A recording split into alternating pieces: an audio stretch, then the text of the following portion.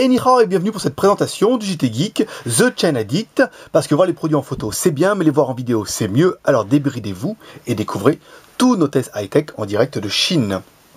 Même, je dirais même plus, à Shenzhen. Donc aujourd'hui on va tester, en ce petit lundi pour vous, lundi reprise de travail, après le week-end, bientôt Noël et tout, le Jiayu G3. Alors le Jiayu G3 c'est un téléphone qu'on a bien cru ne jamais avoir, et comme on vous a dit un peu pour le demi, on a trouvé un revendeur, donc qui est un autre revendeur, ce coup-là, qui pouvait nous fournir en Jiayu. Donc on n'en a pas eu beaucoup, mais on en a eu un petit peu, ce qui nous permet de combler les commandes, mais un petit peu comme toujours avec Jiayu, et ben on devait les avoir en silver, soi-disant ils en avaient 1000 en silver, et quand fait ils en avaient 200 en noir. Donc on a eu le Jiayu G3 uniquement en noir. Donc le G3, c'est un téléphone qui est assez particulier, déjà par son prix, c'est assez intéressant, normalement, parce que nous on les paye quand même une blinde, pour avoir un autre réseau, sinon sur internet c'est un peu comme les Xiaomi, c'est un peu impossible à avoir. Mais on va vous faire voir un peu tout de suite la présentation de l'appareil, donc on avait déjà pré-déclipsé la chose pour que vous puissiez voir un petit peu comment est fait l'appareil. Donc ce qui est intéressant, la grosse batterie de 2750 mAh, emplacement 2 SIM, dont une qui est 3G, une qui est GSM, fonctionnant 3G, 3G+, en France, un appareil photo, un flash, un cache arrière en plastique. C'est ce qui dénote un petit peu sur le modèle Silver, c'est vraiment cette finition alu. Et là du coup quand on voit l'appareil, on se dit en alu en fait il n'y a que la façade avant qui est en alu ici. Vous voyez, sur le bas, le film protecteur propre, et sur le dessus. En fait le contour après c'est un écran classique. Donc sur le côté gauche, rien du tout. Sous le dessous, une connectique micro USB. Sous le côté droit, bouton volume plus moins, et sur le dessus, une jack 3.5 avec le bouton power on off. Comme ça va nous permettre d'attaquer directement la mise en route. Donc la mise en route, donc on va attaquer tout de suite par quelque chose qui vous intéresse, c'est le Antutu. Et là vous vous dites, waouh, qu'est-ce qu'il est lumineux cet écran. Et ouais, c'est vraiment la particularité de ce téléphone là, c'est que au niveau du LCD, alors il est aussi bien que les derniers modèles, c'est-à-dire on pourrait quasiment l'appeler un Retina, mais on va pas l'appeler Retina parce que c'est une marque Apple, mais il a c'est un écran IPS. Vous voyez, très lumineux, c'est vraiment bon. En plus là, je veux dire, d'origine la luminosité est un petit peu poussée, mais en plus il a une densité de, alors attendez que je reprenne ma feuille, de 326 ppi. Donc 326 ppi, c'est exactement la même densité que le téléphone qu'on a testé hier, c'est-à-dire le UMix X1, enfin le UMI X1 plutôt. Et c'est la même densité que l'iPhone 5, comme ça vous saurez quoi vous en tenir. Donc IPS et même densité que l'iPhone 5, c'est-à-dire que vous avez un écran qui est carrément aussi bien. Et là c'est vrai que Jiayu a mis le paquet sur le LCD qui est de très bonne facture par rapport aux autres modèles de la gamme, très lumineux, très clair. Et ça c'est vraiment bien. Donc le Antutu toujours en version 2.9. Pourquoi la version 2.9? Parce qu'on a pu télécharger que la version 3.0 qu'on a téléchargé précédemment. Et qui donne un score qui est complètement au-dessus, donc on veut garder la même notion que sur les autres. Donc, score 5292, c'est bien, on va dire, c'est dans la moyenne des scores de MT105-117, donc les dual core 1 GHz, pas plus, pas moins, rien d'exceptionnel sur ce côté-là. Donc ensuite, ce qui va nous intéresser, c'est le système info, donc c'est bien un Jiayu G3, un vrai, un original, pas une copie, directement de chez Jiayu, il n'y en aura pas beaucoup, donc on n'aura que du vrai. Le processeur, c'est bien un 105-117, ici, donc c'est bien un dual core, 1 GHz, la résolution, un écran HD, 1280 par 720, donc c'est de la HD ready, comme diraient nos techniciens en commentaire. Ensuite, on continue, 1 Go de RAM, 4 Go de ROM, dont 2 Go de libre, appareil photo 8 millions de pixels, ça c'est bien, Android 4.0, et build, machin, les aiguilles en 86, ça c'est dans la moyenne.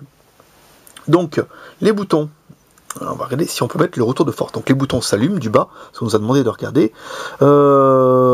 Affichage, je ne me rappelle plus où c'est. Profil audio, stockage. On va regarder déjà dans l'affichage, luminosité, rotation de l'écran, c'est pas là.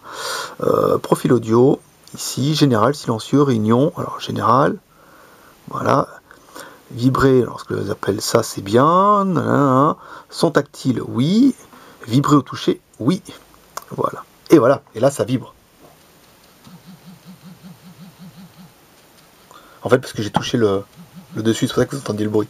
Et la classe, hein. Donc oui, il y a bien le vibrer et le toucher.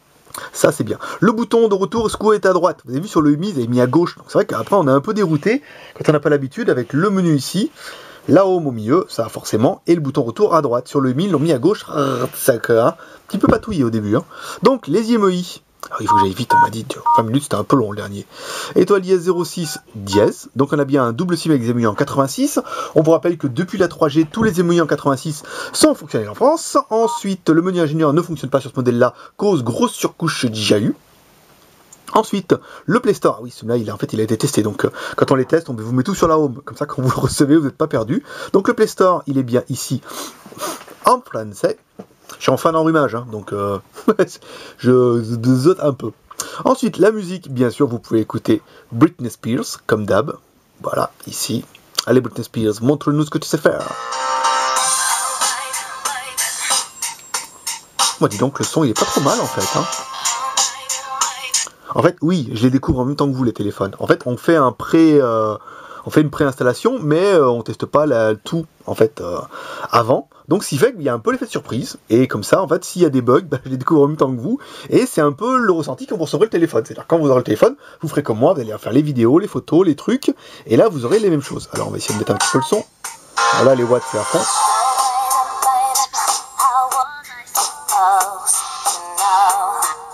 C'est pas mal. Hein, alors vous remarquerez que le son est plutôt clair, même à fond les manettes, c'est pas une boîte de nuit, hein, ça suffira pas. Donc là c'est notre carte mémoire d'origine que nous on installe. Donc par exemple les gens qui achètent de la mémoire chez nous, automatiquement ils ont quasiment tout ça. Sauf les 3 petits fichiers en bas qui est Antutu 3.0, le nouveau, le Antutu 2.9 et Google Maps. Dedans il n'y avait pas Google Maps. Donc comme ça nous permet de les installer et de voir un petit peu pour tester le GPS. Donc les vidéos en Full HD. Ça ne marche pas, comme sur tous les MT6517. On regarde à chaque fois, mais des fois ça marche mal, mais ça marche. Alors, celle-là.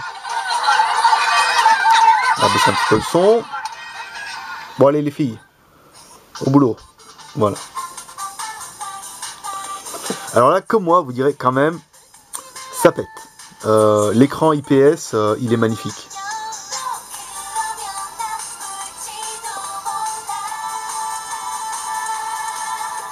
On va mettre ici. C'est vrai que c'est pas très fluide. Alors on va regarder. Peut-être qu'il y a des trucs de lancer un peu trop. Ici. Ici, comment on va mettre voilà. Ouh, oui, c'est vrai qu'il est un peu chargé l'animal. Alors on va enlever un peu tout ça. Google Maps, machin, les vidéos. Maintenant on va remettre la vidéo. Carte SD. On a bien vidé le cache. Allez les filles. Reprends la lecture.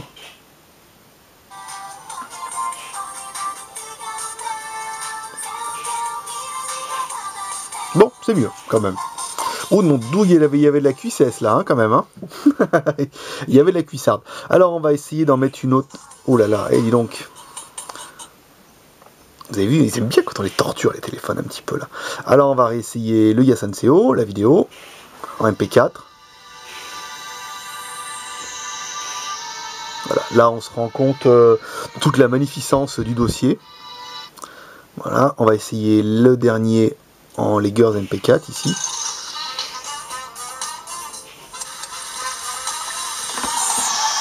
Je mets un peu ici, voilà. Non, il est bien, hein, il est beau. Hein. Non, ça vraiment, ça va être le point fort un peu de l'animal. Ça va être son écran LCD qui est quand même au-dessus du lot. Même nous, on doit bien le remarquer. Autant le design, moi je suis pas fan. Mais on peut bien dire que niveau LCD, il est très bien. Donc là, vous voyez le flash ici. Voilà, donc il y a du gros flash. Voilà, on va prendre le petit Stormtrooper là-bas. Voilà, donc ça c'est bien. Ensuite, on va allumer. Ici. Petit zoom. Petit autofocus. Voilà. Bon, c'est pas mal, hein. Bon, après, ça reste l'appareil photo de téléphone, hein. Il y a des fans de Sony, on nous demande des choses un petit peu bizarres des fois, mais ça reste un téléphone, hein. Après tout, si vous voulez plus de qualité, achetez-vous un appareil photo. Par ma part, après, certainement, il y a je crois que le nouveau Nokia est très très bien. Vous allez vous en prendre pour 600 boules, mais au moins, il est très très bien l'appareil photo. Donc le clavier, bon, c'est un bon gros clavier AZERTY. Vous voyez, nous, on voulait mettre toujours les claviers en AZERTY quand on vend les téléphones. Le GPS, pareil, on vous fait le premier fixe. Ça vous évite de le faire. Comme ça, vous gagnez un petit peu de temps. Bah écoutez, ça a été bien. On était entre 2 minutes et 3 minutes pour ce premier fixe. On est bien, vous voyez, on se remet. Là, on n'a pas pu mettre le mode d'ingénieur, donc on met Google Maps, on met une position, et là, il nous a trouvé, vous voyez, comme d'habitude, j'ai fait la visite la dernière fois, vous voyez, le Sec Plaza, on va mettre là. Nous, il nous a trouvé ici, le Sec Plaza, il est dans la grande avenue, il est là à droite. Voilà, le Seg, il est ici. Bon là, Google Maps, on n'est pas copains en ce moment avec la Chine, donc tant pis. Mais ça marche bien, en fait, c'est un bon petit GPS, 2 minutes et demie, mieux que le UMI. C'est vrai que c'est un peu le point négatif hier du UMI, c'est que le UMI, au niveau de l'accroche, c'était pas ça. Là, celui-là, il a l'air plus performant, je dirais, c'est encore un test succinct, mais nous, premier fixe, 2 minutes et demie, on estime que c'est bien et que c'est correct. Dans l'appareil, il n'y a pas bien grand-chose, hein, comme dans tous les appareils d'origine. Vous allez retrouver toutes les applications Android qui vont bien. Ici, pas de jeu, pas de choses craquées, donc c'est bien, c'est l'appareil quand même plutôt propre. Ce qui va nous permettre d'attaquer directement les plus et les moins de la bête. Alors pour nous, les plus et les moins de la bête, indéniablement, sont MT65-117 double corps qui fonctionne en 3G en France et qui fait 1 GHz. Ça, c'est trop bien. Donc 3G, 3G+, ça on l'a dit, il est double SIM, ça c'est bien pour ceux qui travaillent et qu'on auront besoin. Et si vous n'en aurez pas besoin, il vaut mieux en avoir deux qu'une. Ça évite de pencher d'un côté. On a bien aimé la caméra 8 millions de pixels ici, 2 millions de pixels en façade. C'est quand même plutôt bien pour faire du chat en 2 millions de pixels. Ouh, c'est pas mal. L'écran 4 pouces 5, ça fait partie des nouvelles générations. Tous les écrans maintenant font 4 pouces 5, sauf le iPhone 5 qui n'en fait que 4 pouces. La honte. 4 pouces 5, c'est bien. Vraiment, toutes les nouvelles générations de modèles grand public, ça va être ça. Ensuite, on a bien aimé la densité de pixels, 326 ppi. Vous avez aussi bien, voire mieux que l'iPhone 5, pour moi.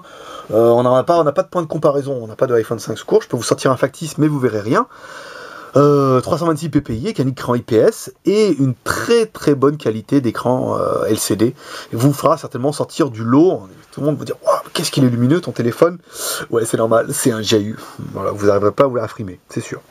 On a bien écrit l'écran très lumineux, la batterie 2750 mAh, bonne grosse batterie derrière. Oui, lui aussi il en a une grosse. Je vous le déclipse. Bon, ça, le déclipsage, quand même, c'est un truc de baltringue, quand même, c'est pas terrible.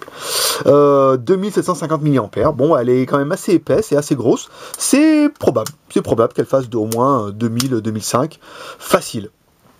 Donc là, c'est pas mal. On regrettera un petit peu... qu'est-ce qu'on pourrait dire? Voilà, on va finir par les plus. La finition aluminium, sur le haut, sur le bas, ça, c'est pas mal. Et enfin, le prix, moins de 200 €. Je ne me rappelle plus le prix, je ne l'ai pas noté. La honte qui est bande d'amateurs, je vous jure. Donc je ne l'ai pas noté, donc bon, il est fait moins de 200 €, c'est sûr, vous le trouverez sur cette boutique, uniquement en noir. On sait qu'au début, on les avait promis en gris. Et en fait, les gris, ils n'en avaient pas. Ils nous ont dit oui, mais il y aura un réassort le 18 décembre. Et vous savez qu'en Chine, il y a un calendrier spécial. Le 18 décembre veut dire certainement le 31. Et à mon avis, certainement 2013. Donc on va déjà se concentrer sur le noir. Si ça marche bien, on essaiera d'en rentrer d'autres. Mais à mon avis, je pense qu'on n'en rentrera pas. On va rester sur le noir qu'on peut encore avoir. Si les ventes sont là avant Noël, on rentrera du noir. Et le gris, à mon avis, il arrivera certainement jamais. On connaît déjà eu pour ça. Ce qu'on regrettera, nous, sur l'appareil... c'est l'appareil il est très joli, il n'y a pas à dire, mais il fait quand même encore un petit peu plastique. Comme tous les téléphones, c'est vrai que quand on regarde sur les photos, il déchire quand même, parce que avec ce truc en alu, surtout en gris, ça ressort beaucoup plus quand on enlève les films protecteurs. Mais là, c'est vrai qu'on est forcé de constater que l'arrière est quand même en plastique et que le ramage vaut pas le plumage, encore une fois, on en a vraiment pour son argent. Le design carré, il est très carré, donc c'est iPhone 5, iPhone 4, ils ont bien réussi avec ça, pourquoi pas. Il fait assez cubique, vous voyez, je sais pas s'il va... Oh, il a failli tenir. Dommage, non, il tiendra pas, c'est dommage. Voilà, le design un petit peu trop carré pour nous, bon, tant pis. 10,8 mm, cause la grosse batterie et cause tout ça. Après on accroche ou on n'accroche pas. Vous pourrez compenser en disant nous on va pas vous le vendre pour un écran Gorilla parce qu'il paraît que l'écran c'est un écran Gorilla, donc là vous direz il va pas nous prendre des clés pour les rayer pour voir. Non, on n'est pas les abrutis comme ça. Je sais pas, Je sais pas, personnellement, moi je suis pas bien convaincu que ce soit un écran Gorilla, mais pourquoi pas. Après, s'il l'est, vous nous prouverez, vous prendrez vos clés et vous mettrez un gros coup dessus. Si l'écran n'a rien, vous direz waouh, c'est un Gorilla. Si vous explosez l'écran, vous direz c'est pas de bol. Donc pour nous, ça sera pas vraiment un argument que cet écran Gorilla, si vous êtes un peu consciencieux, mettez un film protecteur, l'écran ne sera pas plus riable que ça. Donc voilà pour cette petite présentation du Jiayu G3, qui dans l'ensemble est un bon téléphone. Il sort pas du lot, si ce n'est son écran LCD qui déchire quand même au niveau de la luminosité. Il est magnifique, le son est correct, le téléphone est de bonne facture, il est bien fini. On a lu des commentaires comme quoi il y a des problèmes de micro, sur cela ils sont testés, on n'a pas de problème de micro. Le décollage de l'écran, je vois pas comment il pourrait se décoller, c'est assez bien fini.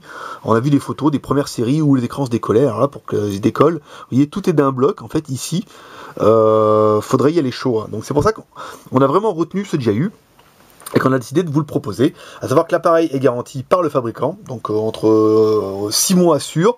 Après je pense que dans 6 mois le téléphone n'existera plus et on sera déjà passé à un G4 voire un G5 comme on a pu voir sur internet.